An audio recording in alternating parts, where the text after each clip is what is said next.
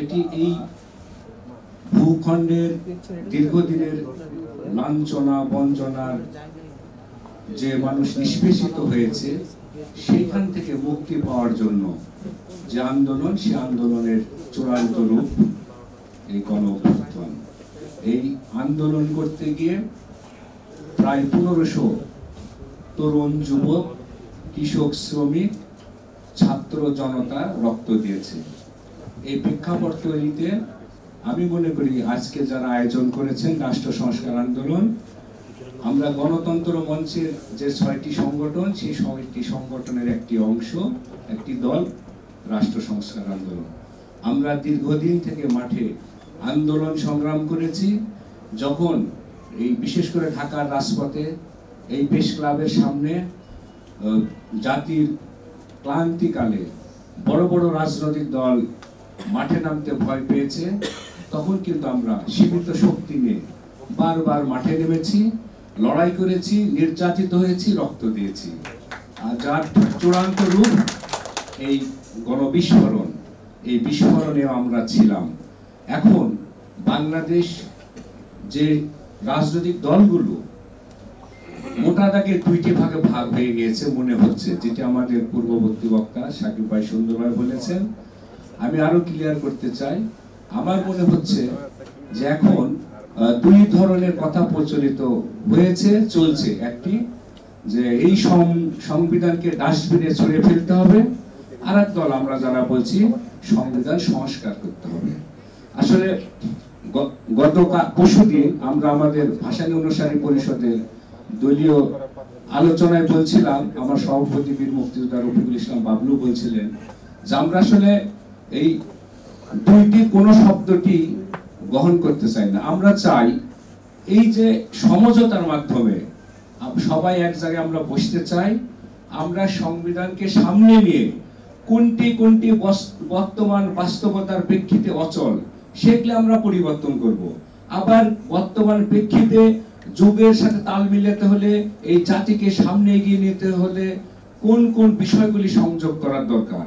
যেহেতু সংবিধান কোনো ধর্মীয় গ্রন্থ নয়, সুতরাং এটিতে হাত দেওয়া যাবে না বা ছুঁড়ে ফেলতে হবে, বিষয়গুলো এইভাবে না ভেবে আমরা বর্তমান প্রেক্ষাপটে সমঝোতার ভিত্তিতে এই পুরাতন সংবিধানকে সামনে নিয়ে বসে এই যুগের প্রেক্ষাপটে কোনটি কোনটি আমরা চালাতে পারছি না, আমাদের সাথে সঙ্গতিপূর্ণ নয়, বাংলাদেশের উন্নয়নের ক্ষেত্রে বাধা, গণতন্ত্রের ক্ষেত্রে বাধা, কৃষক শ্রমিক মেহনতি মানুষের দাবি আদায়ের ক্ষেত্রে বাধা, শিক্ষকদের শিক্ষা ব্যবস্থার ক্ষেত্রে বাধা, প্রত্যেকটি আমরা ছুঁড়ে ফেলে ওইখানে যেটি যুগের সাথে তাল মিলিয়ে যেটি প্রয়োজন সেটি আমরা সংযোগ করতে চাই। আমরা ভাষাটা সবাই মিলে সুন্দর শালীন ভাষাতে রূপদান করি, আমরা পরস্পর হানাহানি না করি। কারণ এই হানাহানি করতে গিয়ে আমরা 53 বছর জাতিকে অনেক অনেক দূরে পিছিয়ে দিয়েছি। আমরা যদি প্রত্যেকটি সময়ে এই হানাহানি করি, দলাদলি করি, অমুক দল এটা বলেছে সুতরাং এটি মানা যাবে না, অমুক দল এটি করতে চাচ্ছে সুতরাং এটি করা যাবে না, আমি আহ্বান রাখবো আজকের যে সমঝোতা সংলাপ, এটি বর্তমান প্রেক্ষিতে অত্যন্ত গুরুত্বপূর্ণ। প্রয়োজনে সংবিধান সংস্কার অবশ্যই করতে হবে, অবশ্যই করতে হবে।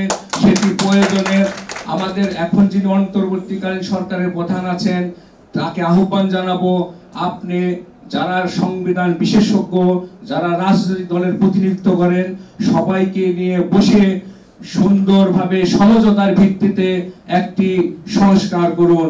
তা না হলে প্রশ্ন উঠেছে যে সম্ভব কি, আমি হয়তো মনে করব, আপনি মনে করতে পারেন সম্ভব। কিভাবে সম্ভব? 72-এ যে সংবিধানটি রচিত হয়েছিল সেটি কি সবাইকে নিয়ে সমঝোতার ভিত্তিতে হয়েছিল? এটি আমার একটি প্রশ্ন রইল। তারপরে সেই সংবিধান গৃহীত হয়েছিল, বাংলাদেশ সেই সংবিধান চলেছে, বিভিন্ন সময় কাটাছেড়াও করা হয়েছে। আবার এখন যে সরকার অন্তর্বর্তীকালীন বলি, যে সরকার তার ক্ষমতা আছেন, হয়তো তারা কুটচালের মাধ্যমে বিভিন্ন ভাবে যদি মনে করে যে আমাদের যারা অংশীজন এই আন্দোলনের আমাদেরকে সাথে নেবেন না, তাহলে হয়তো আপনারা একটা সংস্কার করতে পারবেন, জাতির ঘাড়ে চাপিয়েও দিতে পারবেন, কিন্তু সেটি বাংলাদেশের মানুষ গ্রহণ করবে কি করবে না সেটি একটি প্রশ্ন দেখা দেবে। হয়তো আপনারা যেটি চাপানোর চেষ্টা করবেন, আবার আমাদের পূর্বের মতো মাঠে নামতে হবে, রাস্তায় নামতে হবে, রক্ত দিতে হবে, আবার আন্দোলন করতে হবে, তাহলে তো কোনো সমাধান হলো না। এই জন্য আমি আহ্বান করব, আপনারা জাতির কাঁধে কোনো কিছু চাপিয়ে না দিয়ে সমঝোতার মাধ্যমে, সংলাপের মাধ্যমে যুগ উপযোগী সংবিধান আগামী দিনে বাংলাদেশের মানুষ পাবে, সেই আহ্বান রেখে আমি আমার আলোচনা শেষ করছি। সবাইকে ধন্যবাদ।